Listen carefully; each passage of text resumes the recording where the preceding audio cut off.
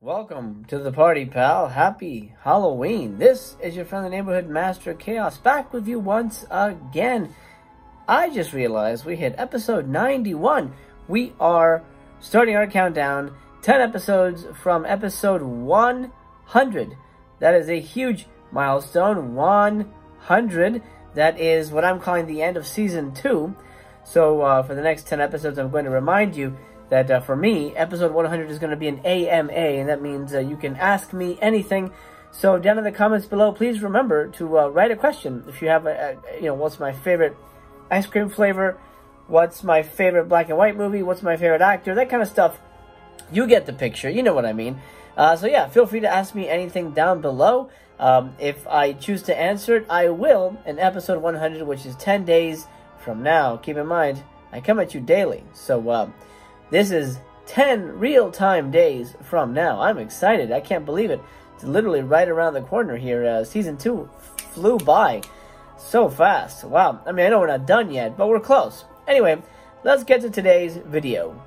I am very excited today because I love a good haunted house. As a matter of fact, one of my movies was a haunted house film, The Haunting of Whaley House. You can track it down various ways. I'll leave a link in the description if you want to buy it. I think it's also free to watch on Amazon Prime. Anyway, I love haunted houses, and I specifically love a certain type of haunted house, or I should say a haunted house franchise, and I was lucky enough to buy one of the last remaining Amityville Cursed collections from the fine folks at Vinegar Syndrome. As of the recording of this video, there are only about 200 box sets left on the Vinegar Syndrome website, so I would jump on it if you want to grab them. I know a lot of people are waiting for the Black Friday sale next month, but I don't know if it's going to last that long. So I would jump on it if I were you. You know, 60 bucks. It's about 60 bucks right now, and you get 4 movies and a really killer box set, which I'm going to show you in a minute. I'm using my spear, by the way, my Native American spear. Don't ask me how I got this. Well, actually, you could, maybe. That could be one of the AMA questions. All right, let's unbox this beautiful thing here. Oh, it cuts so well. I love this thing. Let's take out the box, the Cursed collection in here, and we'll dig in. Today, we're going to do a sort of a deep dive on the entire Amityville franchise, mostly the 4 movies in this box set, and then we're going to talk about the history about the Amityville property, the hauntings and things like that. I've got some really creepy stuff to show you guys, so hopefully you will stick around. By the way, while you're here, drop me a thumbs up. Those really help. Algorithms, everything, it helps people know the video exists. It helps YouTube know that people care. So while you're at it, just drop me a thumbs up real quick. That would be fantastic. All right, here we go. I'm so excited to get this thing out of here. You ready? Okay, goodbye, box. And voila! Wow! Oh, it is. This is the back of the house. This is the front of the house. Ooh, beautiful! I love this one very much. Look at this box set, folks. My friend, the Cursed collection is in my hands, and it. Wow, it smells good. It smells real good. All right, let's unbox the box here. Look at this. Oh, bloody. Oh, so nice. Yeah, it's very much like the Lindsay Baker box set and the what was that other one? The Forgotten Gialli box set as well. It feels like it's a lot bigger on the top here. I feel like there's more of this inside layer. So the movies come in like this, right? Nicely individually wrapped. That's nice. So I want to go in order here. Ooh, Spinies. Oh, looks so cool, man. I just really love the look of them. I mean, whatever. It's simple, but I just really like the look of them. All right, let's go in order, of course, part 4.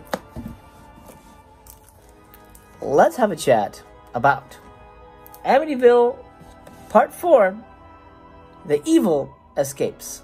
The first of the 4 Cursed Objects films in the Amityville franchise, after the series was reignited by producer Steve White, Amityville, The Evil Escapes stars Patty Duke and remains the only entry in the franchise directed by Sandor Stern, who wrote the 1979 original, combining domestic drama and supernatural horror as it twists its way toward a shocking conclusion. Vinegar Syndrome presents Amityville: The Evil Escapes on Blu-ray for the first time in a new 4K restoration of its original negative. This version of Evil Escapes includes an interview with the director and an interview with the cinematographer. Let's open it up and look inside real quick. That is what you see when you open it up. Oh, look, you can kind of see my pumpkin. Oh, that's nice. Anyway, that's what you see inside. There's the disc. There is a reversible slippy-doodle-doo here, which I believe is the cover, the usual cover you would see on the DVD or the VHS, you know, back in the day when it first came out.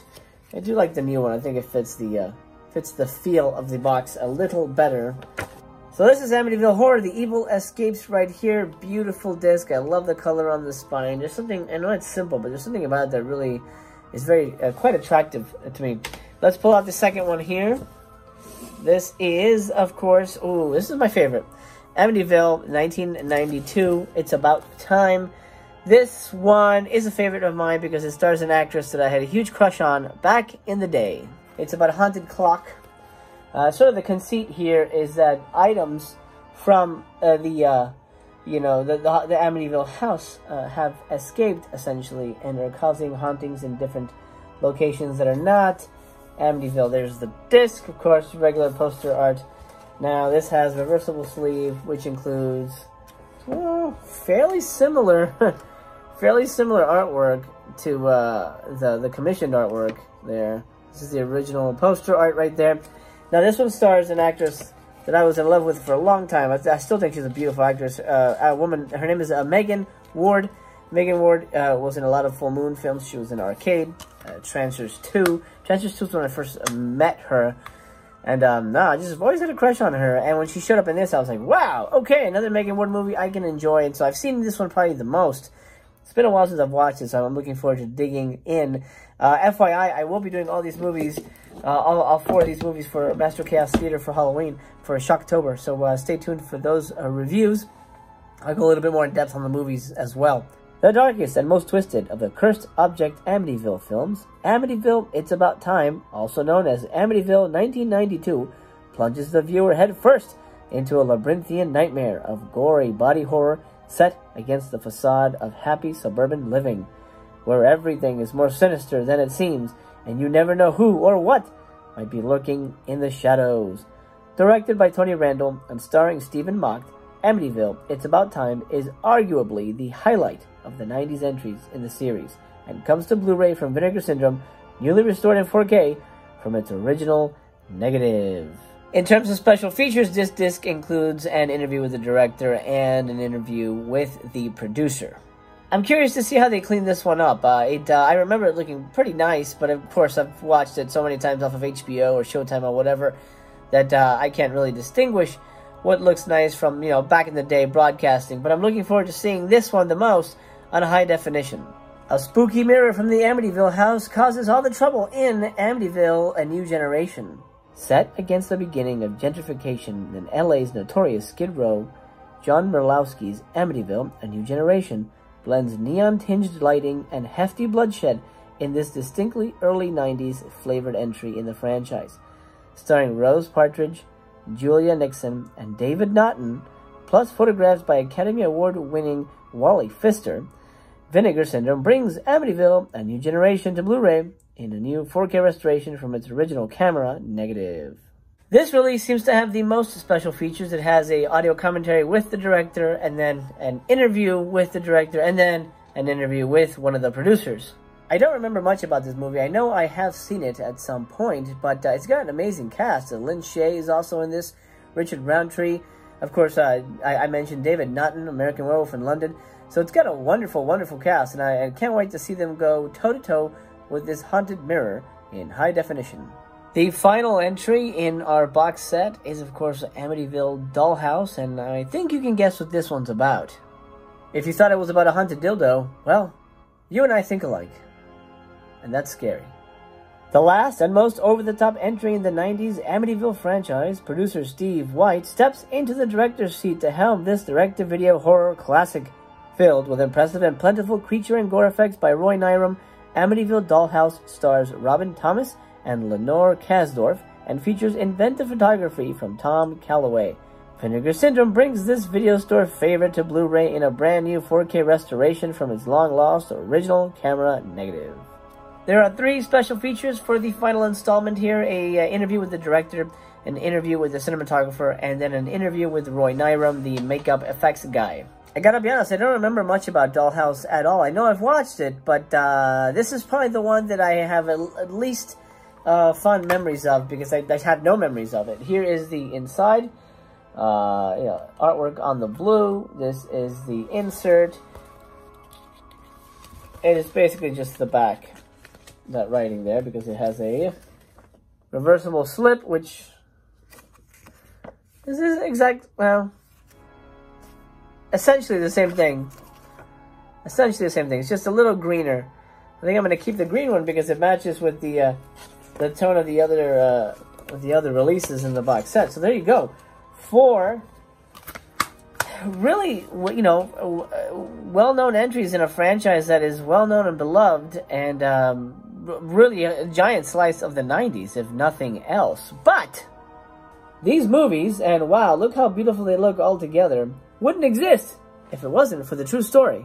The Amityville home is famous because it was the site of a bunch of gruesome murders when Ronald DeFeo decided to slaughter his entire family. He shot them to death while they slept. Now, of course, there's sort of a lot of speculation as to how the family could sleep through multiple gunshots and things like that, how nobody woke up. It's very mysterious how that all happened. Now, Ronald DeFeo afterwards does say that someone told him to do it. The devil told him, or he heard whispers, and he was basically supernaturally compelled to kill his family. Now, George and Kathy Lutz, of course, the main characters, if you were, of the Amityville saga, they buy the house in part 1, let's call it, and that is sort of where it all begins. They move into the house. The house is redonkulously haunted. Redonkulously haunted. Actually, there's one very famous ghost picture I'm going to show you right now. This photo was taken by a photographer who was shooting stills of the upstairs portion of the house. Now, he claims there were no little boys, little children at all in the house while he was shooting. And I believe him, because I doubt that any kid would be wanting to walk around in there. And as you can see, very mysterious little boy peeking out from a darkened room there around the banister. There are tons and tons and tons and tons of haunted reports about the Amityville house. I mean, everything from hordes of black flies, terrible smells, pig monsters, ghost bands playing in the living room that would wake up the family, and they'd have to run downstairs and they'd hear like big brassy, instruments going all, drums and horns and things like that, and then they'd come down, there'd be nothing there. Seeing pig creatures in the windows, crazy stuff, crazy stuff. Priests having heart attacks after leaving the house, things like that. These are all well documented. I'm not gonna provide a lengthy, breakdown of all the events, the haunted events. I just wanted to give you a brief look at them, because truth is stranger than fiction sometimes. Now, there hasn't been any reports of haunted items leaving the Amityville property and continuing the torture. As a matter of fact, from what I understand, the people that live there now are perfectly fine. They haven't had experienced anything. They haven't heard anything. They haven't seen anything. That it's almost as if, and this is a rumor, this is a conspiracy theory, that the Lutz family made it up. Now, why would they make it up? Well, you would think that makes no sense, right? But then they did end up making a lot of money. They wrote a book, they made a movie, life rights, things like that. Eventually, the family does kind of break apart. George and Kathy, this was, I think, the second marriage for both of them. They divorced after they left the house. They only spent 28 days in the house. So you get a new house, you have a new family, okay, a new family, and you move in, and you find this really nice little, cozy house, and you're only there for 28 days. Something is wrong.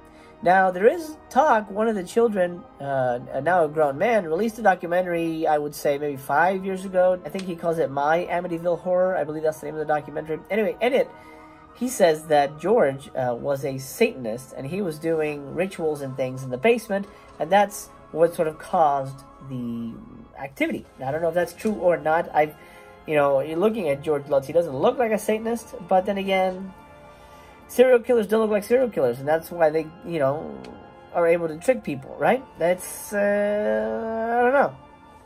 But I have to believe that there's something to the story, because as a family man, if I were to buy a house, and we move in, I'm not leaving that house unless there's a very good reason. They left after 28 days, and the kids were frantic. You know, the neighbors were aware of what was happening. This wasn't a hoax. And I can't imagine that they thought, you know, it'd be cool. Let's pretend this house is haunted so we can make a movie out of it. How would they think that that's a possibility? They wouldn't think that. How could they have planned that in advance? It just doesn't make sense to me. So as a believer in the paranormal, I do believe the Amityville case is a real case, that the house was haunted, whether it came with George, whether it was responsible for compelling Ronald DeFeo to kill his family. Oof, terrible. I don't know. And whatever it is, I hope it's gone. It seems like it is.